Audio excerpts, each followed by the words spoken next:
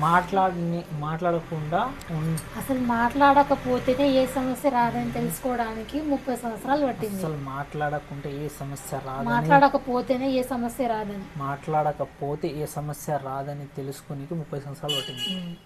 అలా 1 2 3 స్టార్ట్.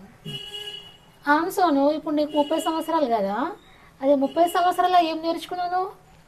ఏముంది baby, first పుట్టినప్పటి నుంచి మాటలు నేర్చుకునేకి 2 సంవత్సరాలు. అది మాటలు कसम पसकट कर लेसन भूल जा रहा हूँ मजाक का मक्के रोदे మాట్లాడకపోతేనే ఏ సమస్య రాదని తెలుసుకునేకి సరే. అసలు మాట్లాడకుంటా